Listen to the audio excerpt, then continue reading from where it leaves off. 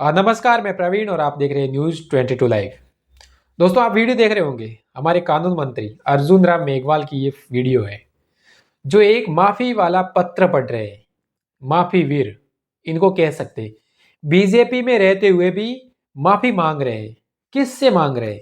कानून मंत्री अर्जुन राम मेघवाल बिना पलक झपके पूरा माफ़ी वाला पत्र पढ़ लेते हैं। राम राम शाह। भारतीय भक्ति परंपरा में माँ मीरा का स्थान भक्त शिरोमणि का है। माँ मीरा ने कृष्ण भक्ति के माध्यम से संपूर्ण देश में जनमानस के बीच भक्ति भाव का संचार किया है। मेरा जीवन बचपन से ही माँ मीरा के आदर्शों से प्रेरित रहा है। मैं अपने कार्यक्रमों में लगातार उनके भजनों को गाता हूँ और उनके व्यक्तित्व से मुझे बहुत प्रेरणा भी मिली है। भक्ति भावना में माँ मीरा साधना के शिखर पर विराजमान हैं। ऐसी भक्त शिरोमणि माँ मीरा के प्रति मेरे मन में अगाध श्रद्धा एवं आस्था है। मैं सपने में भी माँ मीरा के अपमान के विषय में नहीं सोच सकता हूँ। फिर भी मेरा ऐसा मानना है कि मेरे किन्हीं शब्दों से माँ मीरा के प्रति भक्ति एवं श्रद्धा भाव रखने वाले लोगों को किसी भी प्रकार से ठेस पहुंची है तो मैं इस पर खेद प्रकट करते हुए माफी मांगता हूं। धन्यवाद। एक बार भी पलक नहीं झपकी। अगर पलक झपकते तो हो सकता है कुछ वर्ड मिस हो जाए, क्योंकि जिस तरह से सीकर में, राजस्थान के सीकर जिले में जो ये मीरा पर इतिहास बताया था, उन्होंने कहा था कि मीरा का इतिहास गलत है। मीरा जी का जो जिसके साथ शादी हुई थी वो उसके साथ 1 साल ही जिंदा रहे, जो खानवा के युद्ध में वो मारे गए थे। उसके बाद मीरा का देवर है वो राणा बना, और राणा ने ये फोर्स किया मीरा पे कि तुम मुझसे शादी करो। तो मीरा ने इसको शादी से इनकार कर दिया और वो भक्ति में लीन हो गई। तो ये सुनते ही जितने भी जो क्षत्रिय लोग हैं, राजपूत लोग हैं, उन्होंने इनको टारगेट कर दिया। भले बीजेपी में कानून मंत्री है, लेकिन लोगों के दिमाग में तो वही जातिवाद भरा पड़ा है कि ये कैसे कह सकते हैं कि हमारे मीरा पर इतिहास करने वाले नीच लोग, मतलब नीच लोग बोल दिया इनको, अर्जुन राम मेघवाल को।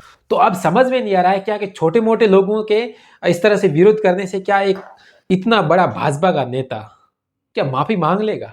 जी हाँ दोस्तों, माफी मांगी है अर्जुन राम मेघवाल ने, और वो पत्र भी पढ़ा है। हालांकि मुझे नहीं पता कि पत्र किसने पढ़वाया। क्या अमित शाह के पीछे से फोर्स था कि अमित शाह ने कहा था कि ये क्यों ऐसे ऐसे हमारे वोट बैंक तोड़ रहे हो? दलितों के तो मैंने तोड़ दिया वैसे भी वोट, डॉक्टर अंबेडकर का मतलब अपशब्द बोल के, और तुम अब इनके जनरल के क्यों वोट तोड़ रहे हो? तो अमित शाह ने हो सकता है कि ये लिख के बोला है कि आप माफी मांगिए, इतिहास मैंने मीराबाई का गलत बताया। तो हो सकता है वो बिना पलक झपके पूरा वो पढ़ लेते माफी वाला पत्र। तो सोशल मीडिया पर ये खूब वायरल हो रहा है कि बिना पलक झपके कैसे अर्जुन राम मेघवाल ने माफी मांग ली।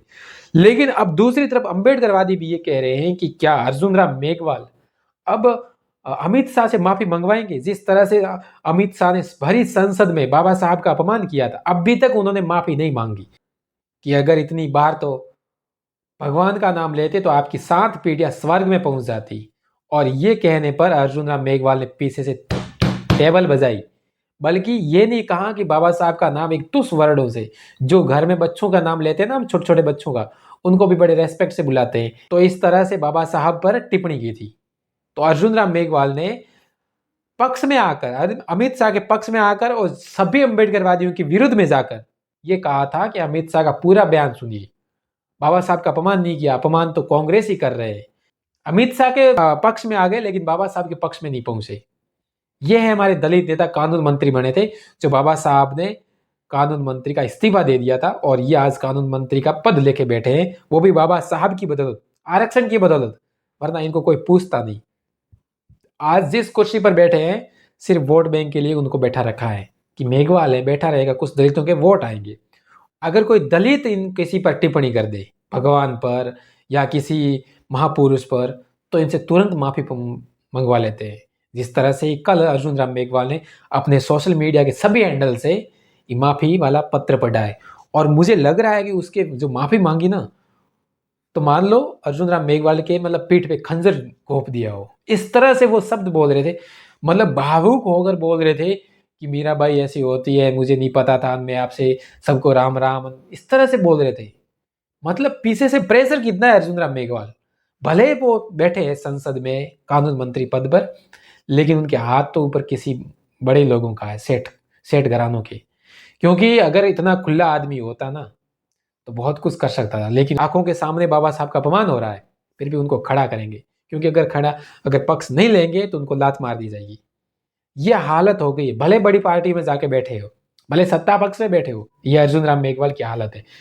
बीजेपी आरएसएस के इतने गुलाम हो गए हैं, क्या ही बताऊं आप सबको। आप सबको जानते होंगे, वीडियो देख रहे होंगे, कई कमेंट भी करते होंगे, तो आप सबको समझ में आ रहा है।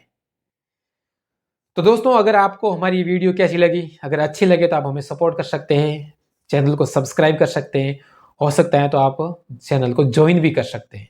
शुक्रिया दोस्तों, देखते रहिए न्यूज़ 22 लाइव। मैं प्रवीण। दोस्तों, वीडियो पसंद आए तो लाइक, शेयर और न्यूज़ 22 लाइव को सब्सक्राइब करना ना भूलें। शुक्रिया। देखते रहें न्यूज़ 22 लाइव, सदैव आपके साथ।